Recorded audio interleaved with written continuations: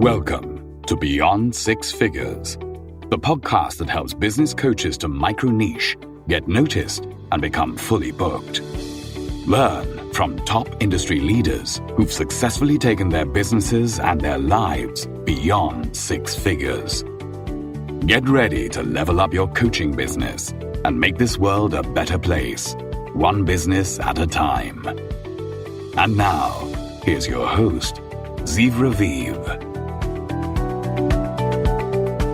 Hello, and welcome to Beyond Six Figures. Our guest today is Tammy Durden, the courageously creative business coach behind Fearless Business Boss. With over 16 years in the digital realm, Tammy rose to success after being diagnosed with multiple sclerosis and navigating the challenges of homeschooling three children. She began by building virtual assistant agencies and ultimately grew to flourishing businesses. Now she empowers women service-based entrepreneurs to delegate effectively, scale smartly, and design a business that fits, not rules, their lives. Hello, Tammy. How are you? Hi, Ziv. It's great to be here. Thank you for having me. It's a pleasure to connect with someone so experienced and have been helping others with their businesses for so long. And I want to start with, I guess you could say, from the start. Start from your origin story. So how did you become a business coach and a course creator and an agency creator and all of the things that you've created in your journey? Well, I didn't set out to actually start a business. I set out to earn just a little extra money after we had purchased a home, blessed to do that, and needed help with the family income, but I could no longer work outside the home. And I got taken for a scam originally for trying to work online. And I ended up connecting with a local insurance agent who needed a virtual assistant and lead generation help. And so I started with him, and he began referring my name out because I was helping him so much. And I began to get more clients. And he looked at me one day and said, this is a business you have. I'm like, oh, no, it isn't. And then when I thought about it, and I grew up in an entrepreneurial home, and I was like, oh, it is. And so from there, I knew if I had enough clients to share, I wanted to help empower other disabled professionals to work from home too, because it was so hard to find opportunities like that. And in the end, we also help moms of disabled children because they needed to be home with their children. So that's how the VA agency was built, under that model. And then we transitioned into a digital marketing agency because of clients' needs, and ran that for many years. And then was asked to help begin building courses for an online platform for freelancers to learn, and was a part of that for many years as well. But by the end of 2020, we had all had a very difficult year. And I was already coaching on the side of all that, of the agency, and teaching courses. And it was getting to be a bit much with my MS as well. And so my coach said to me, I think it's time. And so at the end of 2020, I made sure my clients and team were taken care of, and I transitioned into the business coaching full time, which I absolutely love. So you've let go of some activities that were too much for you and got fully immersed into business coaching. And that's where you operate as the Fearless Business Boss. Right. Tell us a little bit about what do you do these days as a business coach? Yes, I help women online service providers, and I like to say I help them build and grow a business that fits their lifestyle rather than having to fit a life around their business, because we get so busy in it. And especially those who are trying to build agencies, we get so busy and immersed in it and wear so many hats that we forget. The reason often we start these is to keep our priorities, and so that we can spend more time with family and things of that nature. And so I help women create the agencies and actually build a lifestyle that they can live with.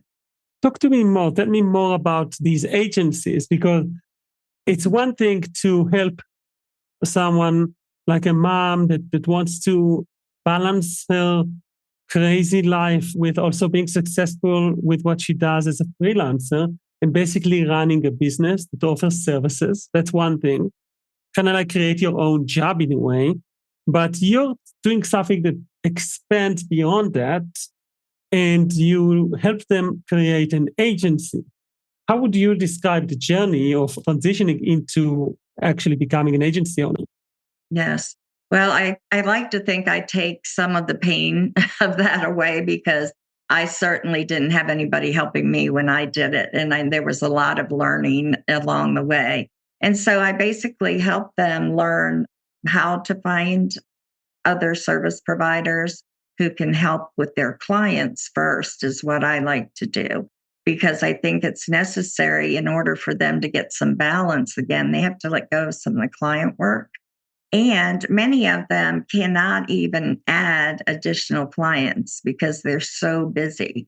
And so they're losing revenue out the door. And so it's really important that in order for them to grow or expand and not flatline with their revenue, that they begin to build those agencies and bring on subcontractors. And that's what I help them do, learn how to do that, where to find them, making sure they have processes in order, and all of those things. How do you actually help them to achieve that? Is it through education? Is it through group coaching, one-on-one coaching, all of the above? Yes, actually, all of the above. But yes, along the way, I am, of course, teaching them. But I also really believe in my coaching that I give them opportunities to take action. I feel like if they're going to invest the money in that, they also need to take action and steps so that they're learning the process, that I'm not doing it for them. And so I cushion time. We meet twice a month. So that gives them opportunities in between to work on the activities, because they're busy and I don't want them to be overwhelmed with it. Who do you think should really consider opening an agency? Is that something that, because I imagine you need to be busy enough to actually go at that route. If you don't have enough clients for yourself, how come you're already like setting up other contractors that will work for you? So how do you actually make that leap?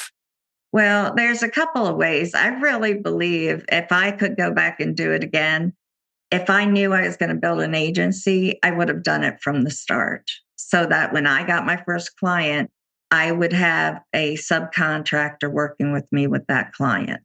And that would be like the perfect world.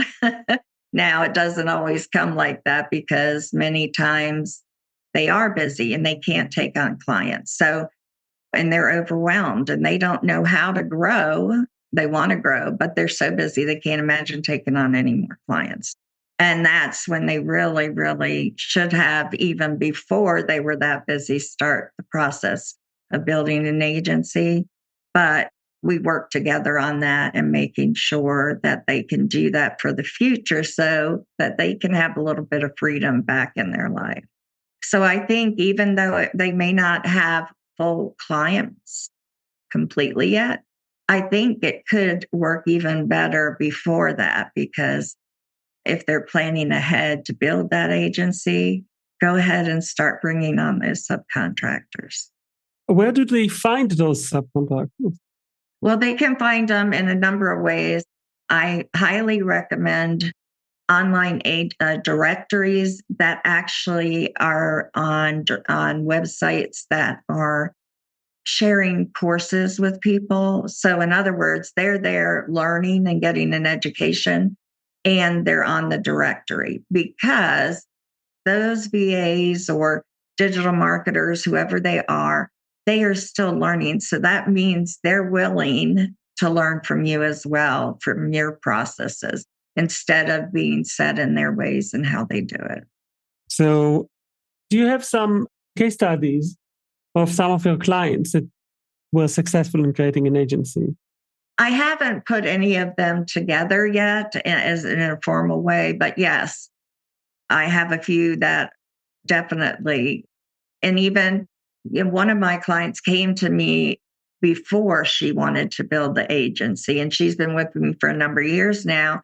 And she, has successfully had a subcontractor working with her. And as she's building the business, because her priority was her family first. And so we made sure she wasn't too busy and that she was sharing the work with the subcontractor. So now as the children go further into school and she has more time, she can put in more time into building that clientele. And I meant to say too, the directories are not the only place to find good VAs. There are also online platforms as well as Facebook platforms that have VAs in them. I just really like the idea of a VA is still learning and adding to her resources, then she is going to be apt to also learn from you. And then there are also outsourcing opportunities for overseas. I've worked with a number of them who are wonderful. And so that's also an opportunity to be able to expand. So what is the time frame that you're looking at when a client joins your program? How long do you expect it will take for them to have multiple team members and to actually have clients and kind of to feel, oh wow, I'm running an agency? Yeah. Well, those solopreneurs are really ready to build that team. I mean, they could, in a matter of a month, do that if they were really ready to work that hard.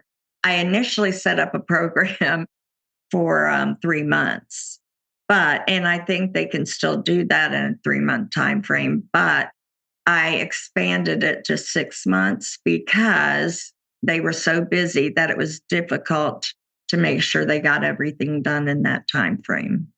That makes sense. 6 months are a lot more reasonable to actually not just build things, but to also see the message distributed and see the ripple effects of sorts. And so a lot of agencies struggle with marketing and acquiring more clients. How do you help your students and your coaches with that? Yes. Well, having had the boutique digital marketing agency, I have a little insight into that. And so I teach them along the way the best ways to market and really show their business online. Although now that's especially if they're just setting up a business and building the agency. If they have a successful business already, they're probably pretty good at the marketing they're doing and just need some pointers to help with the agency part of it. So they often manage to get the clients by themselves. They just don't know how to actually focus their attention differently, work with other team members, trust them, and so on. How do you help them with pricing? Like, it can be very scary to give away a big chunk of your income to someone that you don't know. Yes. Well, I first suggest that they start out sharing just a small amount of hours and then letting that subcontractor know that they will build upon that to add more and more, because you have to trust them if it's a client you already have. Now, ideally, it would be great to start the subcontractor with a new client and working alongside her to make sure, or him, to make sure that everything was going smoothly. And then I help them learn how to manage, in other words. So they're going to create a professional email address for them, and they will, of course, be able to see those emails. And you get to a point where when you have good subcontractors, you don't even have to look at every email coming through unless there is a problem. And I also recommend that clients actually meet with their clients monthly so that they're still the face of the company and they can do strategy calls and things of that nature, but that they're handed off to the subcontractor for the work during the month. Interesting. So tell me about your business. How do you get those freelancers to hear about you and to actually join your programs?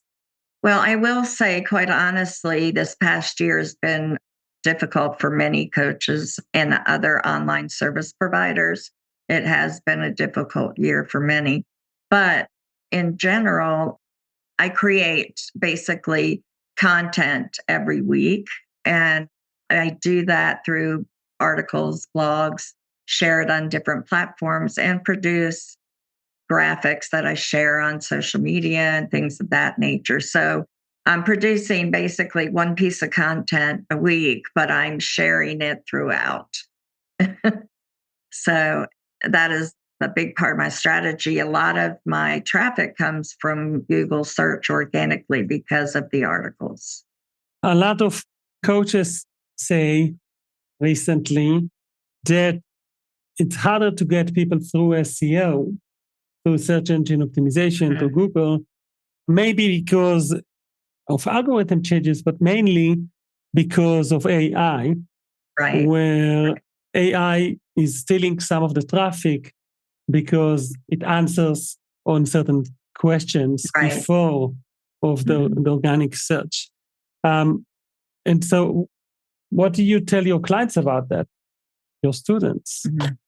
I think it's still worth doing because, and especially if you're going to, I tell them to use bullet points and numbered things when they're making their points in their articles because Google picks that up. Now, originally, when Google search had their AI, they were linking it to traffic. And there's a lot of talk online about that.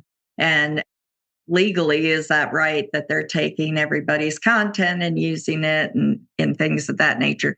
So I'm not sure what will come of that. But ideally, you should be still sharing your content on social media and other platforms like Medium and LinkedIn newsletters, those kinds of things, so that it's getting out there.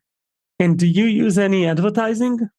Actually, I used to use Facebook ads, but at this moment, I'm not because that algorithm has changed significantly over the last couple of years, and I haven't seen a lot of success with it.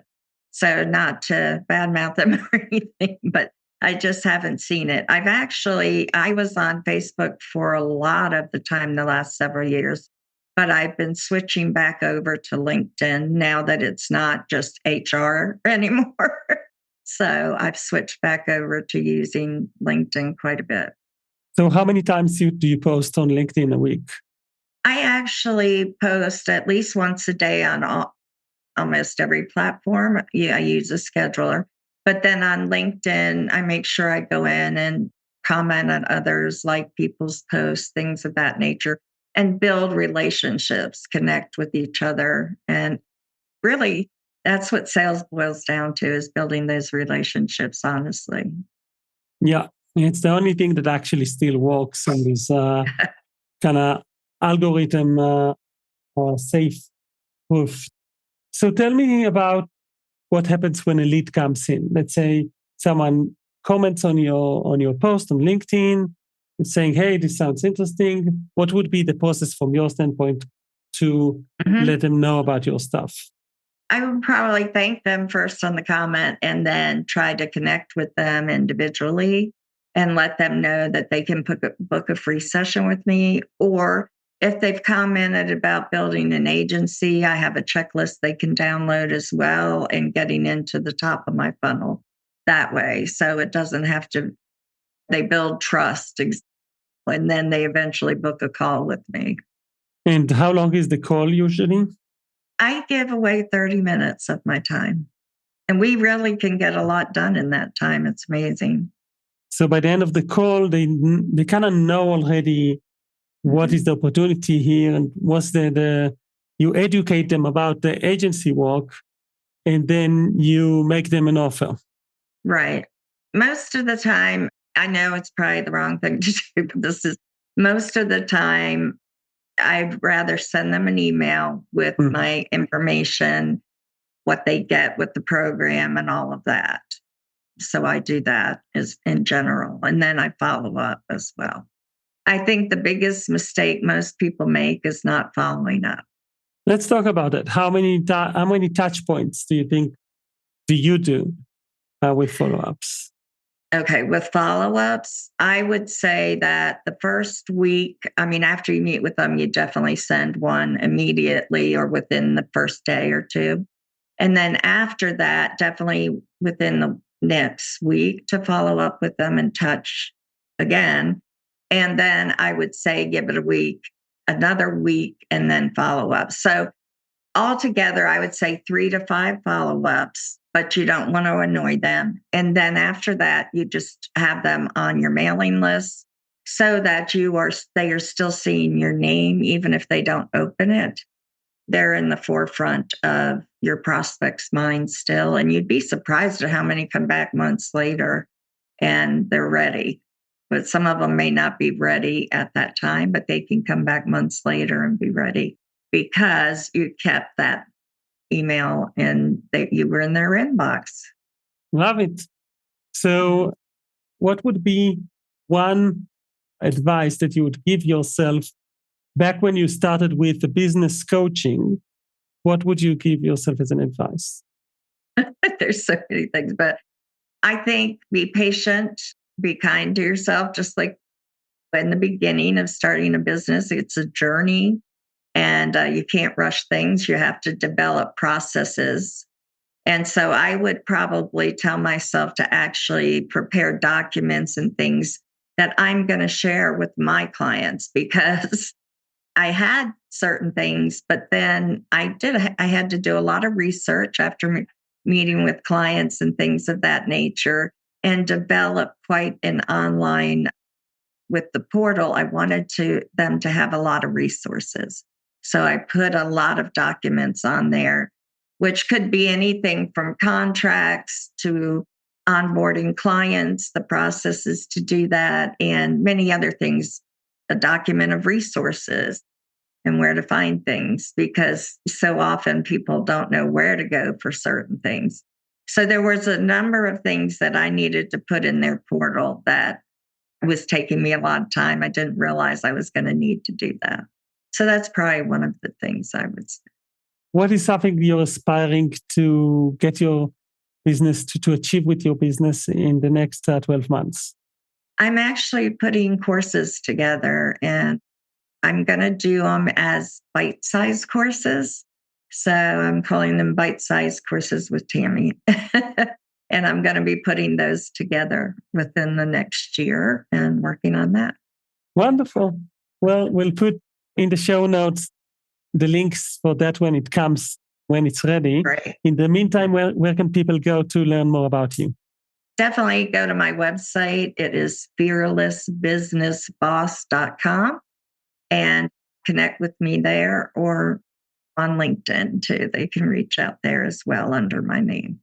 Well, Tammy Durden will include the links to the platform, Perfect. To the social media accounts on the show notes. I want to thank you for sharing your enthusiasm for helping people get into agency work and sharing with us your journey. And thank you, everyone, for listening for another episode of Beyond Six Figures. Thanks for listening to Beyond Six Figures. Check out the extended show notes that include bonus material, practical tips, and exclusive resources on our website, zivraviv.com. Until next time, keep dreaming big and pushing your business and your life beyond six figures.